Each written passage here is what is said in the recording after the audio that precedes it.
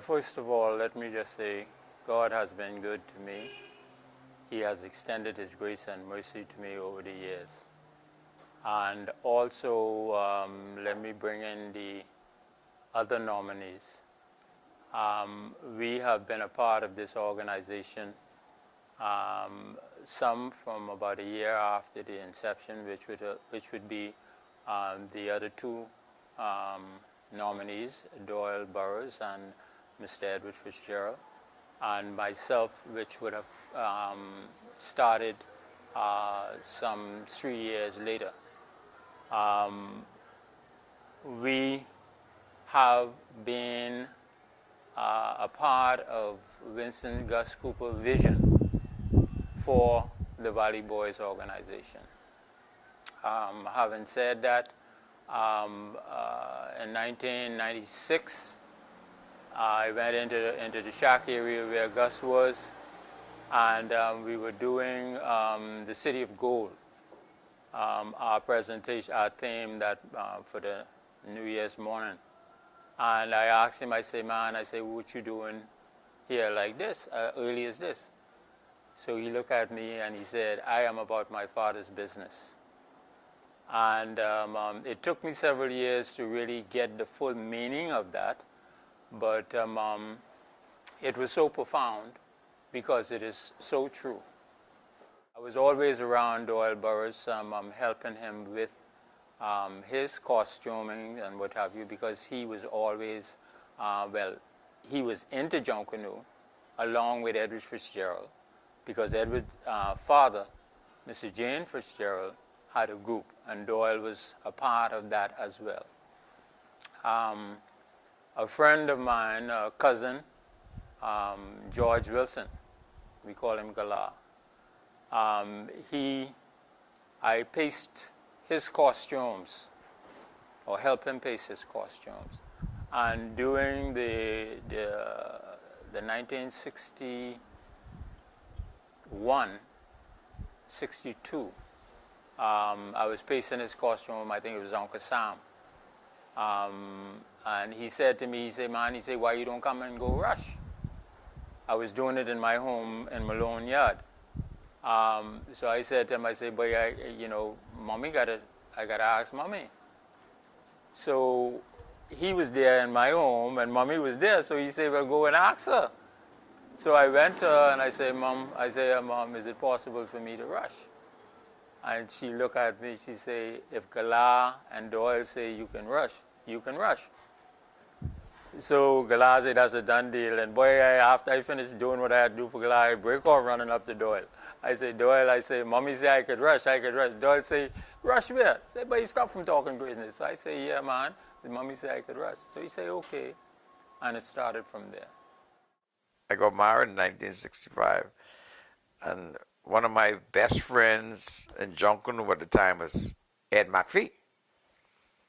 One of the honorees, Ed McPhee. We go way back. We grew up like brothers. Ed was from Malone Yard and I was from Montrose Avenue. But he and I remember when I got married, I said, man, I get married, I can't. I don't know if I get bothered with this. He said, do I like to infringe your costume? I always loved the sound of the cowbells, and I was attracted to it. The drums was okay, but it was just something about those bells that resonate with me. And I went and I got a pair of old cowbells, the round ones. If you see them today, you would say, well, how the body was able to produce those music like that. And at that time, we practiced at the juncture of Carew and Mount Royal Avenue, and we took that little corner heading west. And the residents of that corner was, that was something, that was a treat for them, because the body practiced there, and they get the first hand of the Junkanoo music in the area coming from there. Gus Cooper came to me and he said, you come here. which would have been in the front of the group, the section that Mr. Curtis normally lined up. So I went and I stood down the line. So Mr. Curtis came to me and he said, "What you doing here?"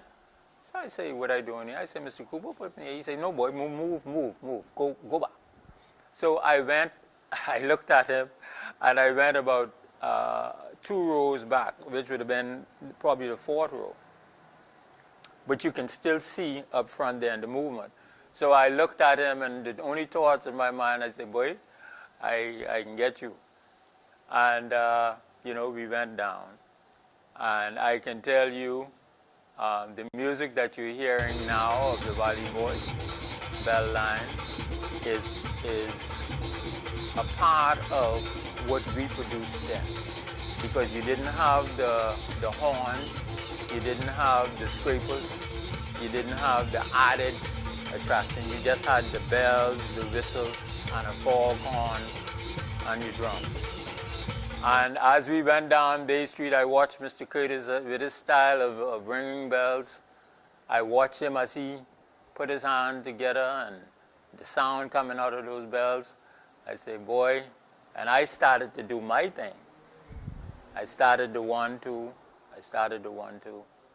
And we went down Bay Street as far as the old BEC place now, which is Pompey Square.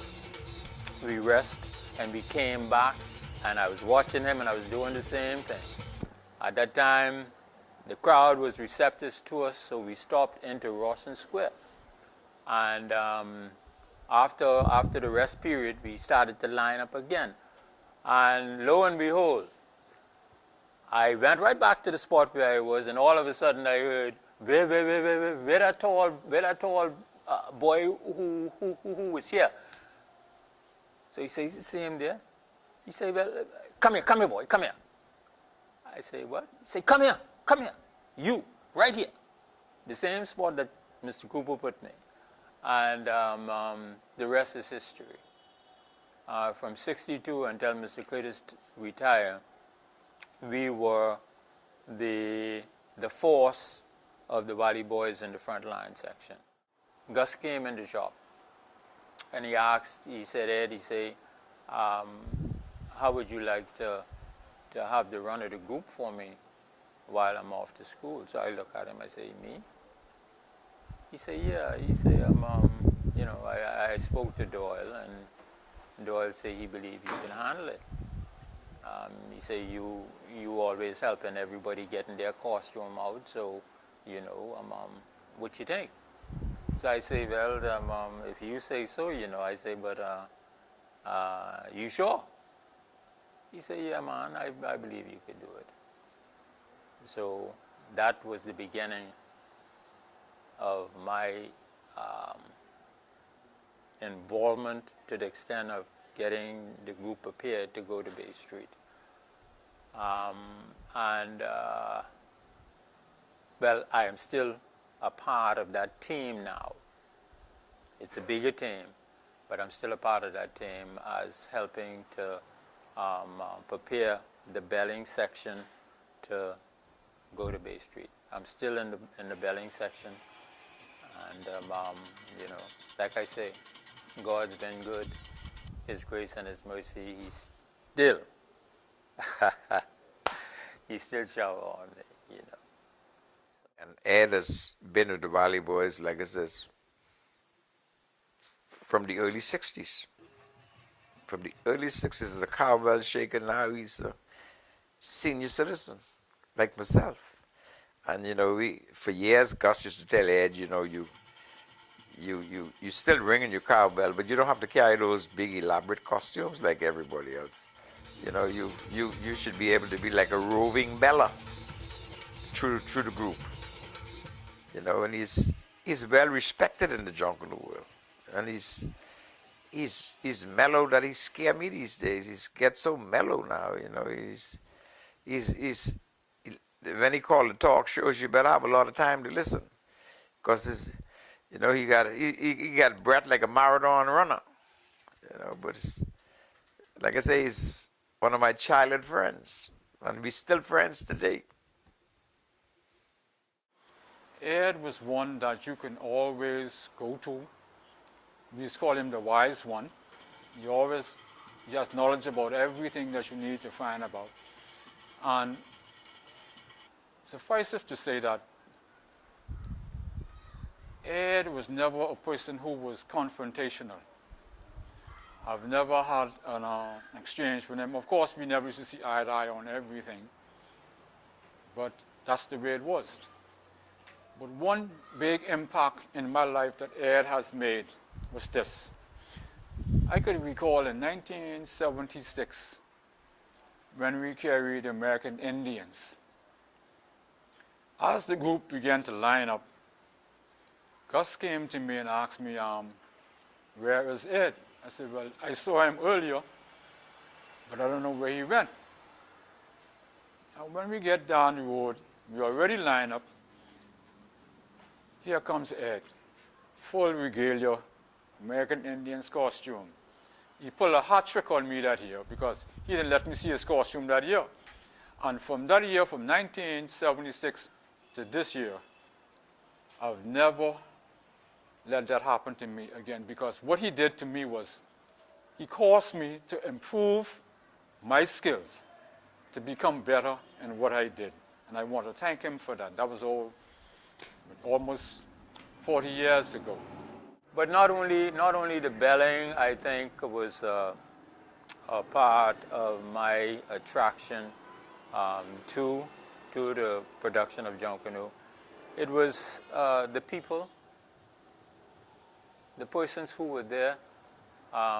It was a bond that was created when we would have come together to do costumes. And it was the involvement of seeing a pants and a shirt, and you put that crepe paper on it, and when you look, that person transformed into a picture, right? And I got involved primarily by tinkering with. I always had a knack for adding on to my costume. I would get between 62 and 64, I would get the costume from Gus. Doyle would do the first model of what we would take into Bay Street, and I would take it and I would add a little bit of colors that I would have, and I would try to keep it away until we line up. Because what Gus would do, Gus would come, we would assemble at his home, and he would come and inspect. And if you ain't right, your position is go back further, because he wants the presentation to be as uniform as possible. But it just so happened that he probably look at me and say, boy, you're getting something like me, you know. And I was always, I always escaped that sort of movement. Yes, I would just like to take this opportunity to express my profound gratitude and thanks to those persons responsible for putting on this honor. The committee of the Valley Boys and the management team, the members that were responsible for this, I want to say thank you very, very much. You know, some point in time ago, I made mention, I think it was in 97, you know, you should give the people their roses while they could smell it, all right? I'm quite sure that the other two honorees, Mr. Edward Fitzgerald and Doyle Burris, have the same feeling that I have. We thank you very, very much, and I say we because I know they do. And I know that I thank you very much, and I want to say